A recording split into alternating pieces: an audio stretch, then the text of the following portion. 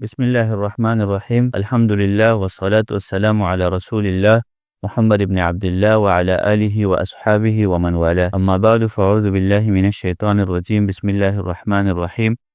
ہم نے پچھلے درس میں یہ بات کی تھی کہ امام غزالی رحمہ اللہ اور ابن تیمیہ کے منہج میں ایک فرق بھی ہے، اور غزالی نے کچھ کتابیں عوام کے لیے لکھی ہے اور کچھ کتابیں خواص کے لیے لکھی ہے، اور جو کتابیں غزالی رحمہ اللہ نے خواص کے لیے لکھی ہے ان کتابوں کا نام ہے المظنون به علی غیر اہلہ، یعنی ان کتابوں میں جو مسائل ہے وہ عوام کو بیان نہ کرے، کیونکہ حدث الناس حسب عقولہم، لوگوں کے ساتھ ان کے عقل کے مطابق بات کرے۔ اب بلیغ انسان بھی وہ ہوتا ہے جو مقتضی حال کے مطابق بات کرتا ہے، وہ بلیغ انسان ہوتا ہے۔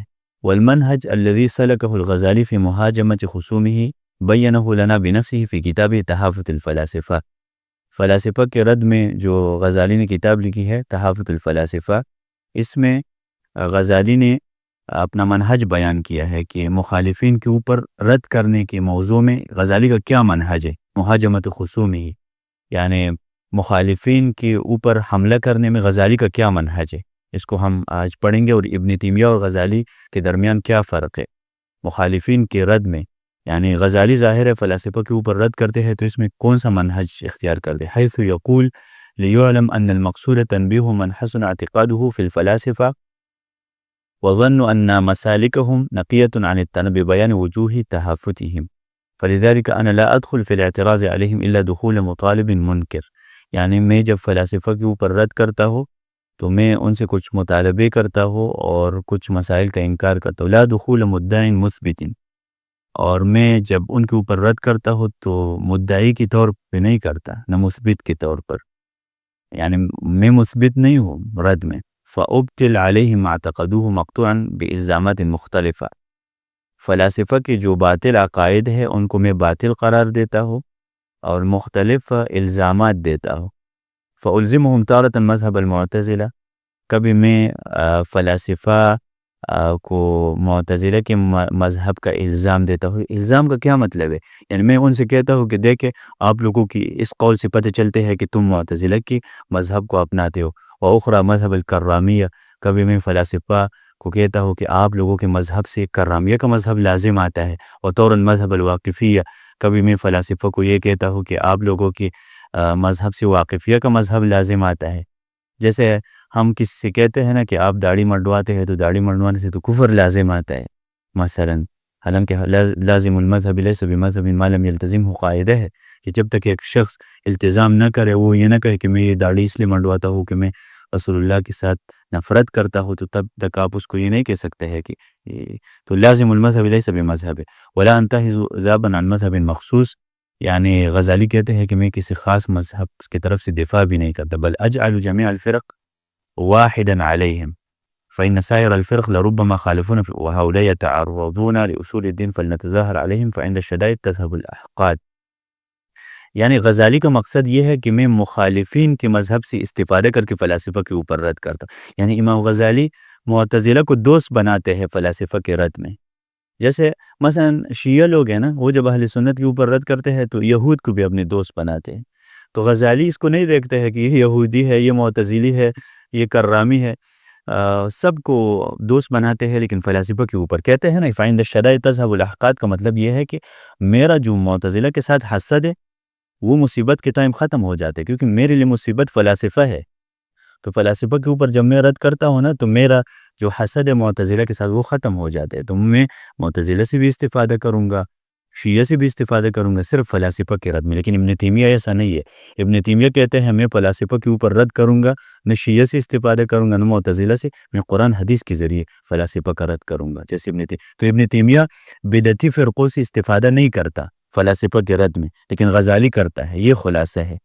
اور یہ بہت اہم بات ہے۔ ابھی آپ آگے دیکھیں جہاد کے مسئلے میں غزالی نے کیوں جہاد نہیں کیا، حالانکہ غزالی کی ٹائم کفار موجود تھے، انشاءاللہ اس مسئلے کو بھی ہم آگے ڈسکس کرتے ہیں۔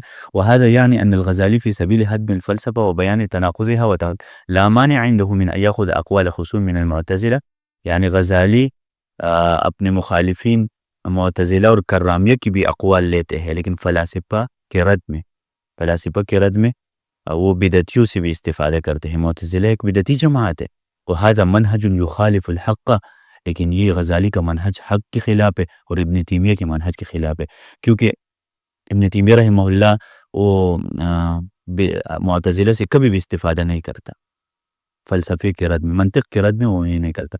ولعل من الامور الهامه التي تتصل بالكلام عن ثقافة الغزالی بیان مدى السلبیہ التي كان عليها في ازاء الاحداث السیاسیہ الضخمہ. اچھا وجہ کیا ہے؟ وجہ یہ ہے کہ غزالی رحمہ اللہ کی زندگی میں بڑے بڑے حادثات پیش آئے ہیں، سیاسی حادثات.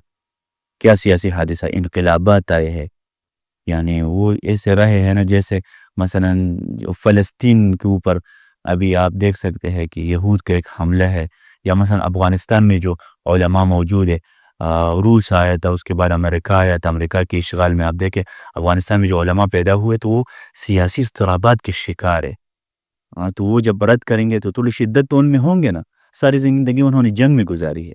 تو آپ دیکھیں نا، کہتے ہیں کہ صلیبیوں نے انطاکیہ کو 491 ہجری میں فتح کیا تھا، پھر اس کے بعد تقریباً 1 لاکھ لوگوں کو قتل کر دیا تھا صلیبیوں نے. انطاکیہ میں تقریباً 1 لاکھ لوگوں کو قتل کر دیا تھا، یقتلون و یدمرون. اور قدس میں 495 میں وہ داخل ہوئے تھے. تو وکان الغزالی فی بغداد فی الاغلب، امام غزالی رحمہ اللہ بغداد میں تھے، اور بغداد میں وہاں پر تقریباً 11 سال انہوں نے گزاری ہے قدس کے سقوط کے بعد، جب قدس نے سقوط کر دیا تھا اور وہ صلیبیوں کے ہاتھوں میں چلی گئی. فلم یذکرہم بلسانہ فتح ان یکون قد حزب. اچھا ابھی یہاں پر ایک مسئلہ آتا ہے، صلیبی حملہ کرتے ہیں قدس کے اوپر، غزالی قدس میں موجود ہے، غزالی نے جہاد کرتے ہیں اور نہ صلیبیوں کے خلاف بولتا ہے اپنی کتابوں میں. کیوں؟ کیا غزالی عالم نہیں ہے؟ یہاں پر یہ مسئلہ آتا ہے. ڈاکٹر عمر فروخ نے اسباب تلاش کی ہے کہ کیا وجہ ہے کہ غزالی نے صلیبیوں کے اوپر رد کرتا ہے، کیا ریزن ہے. کہتے ہیں کہ وَيَرُدُّهَا إِلَىٰ عَامِلٍ، اس کے 2 اسباب ہے. الاول مرضه وعظمته النفسیہ. پھر یہ ہے کہ غزالی رحمہ اللہ بیمار تھے، تو بیمار انسان کیا جہاد کرے گا؟ لیس علی الاعمى حرج ولا علی الاعرج حرج، اوپر تو کوئی مسئلہ نہیں. والثانی، اور دوسرا مسئلہ ہے سلوکہ تو طریق تصوف. غزالی رحمہ اللہ نے تصوف کا راستہ اختیار کیا تھا، اور صوفی لوگ کہتے ہیں کہ جہاد فرض نہیں ہے، اپنے نفس کو ٹھیک کرو. کفار ہماری وجہ سے آئے، ہمارے لوگ اگر ذکر کریں گے تو کبھی کیا پھر حملہ نہیں کریں گے، لیکن جب ہمارے لوگ نماز 2 منٹ میں پڑھیں گے تو کیا پھر امریکہ بھی حملہ کرے گا. وقد وقف جميع الصوفیہ موقفا هادئا من الحروب الصلیبیہ. آپ صوفیوں کی تاریخ میں دیکھیں تو انہوں نے ہمیشہ صلیبی جنگوں میں چپ رہے ہیں. صوفی لوگ وہ کہتے ہیں کہ جب کفار ہمارے ملک میں آتے ہیں نا، یہ اللہ کا سزا ہے، ہماری اللہ کی سزا ہے. وسنرى فيما ياتي كيف اندمج ابن تیمیہ علی العکس. حالانکہ ہم دیکھتے ہیں کہ ابن تیمیہ غزالی کے برعکس ان کا منہج ہے. امام ابن تیمیہ نے تتار کی مخالفت کی تھی، قلم کے ساتھ، زبان کے ساتھ، تلوار کے ساتھ. تتار کے ساتھ جہاد کیا تھا انہوں نے.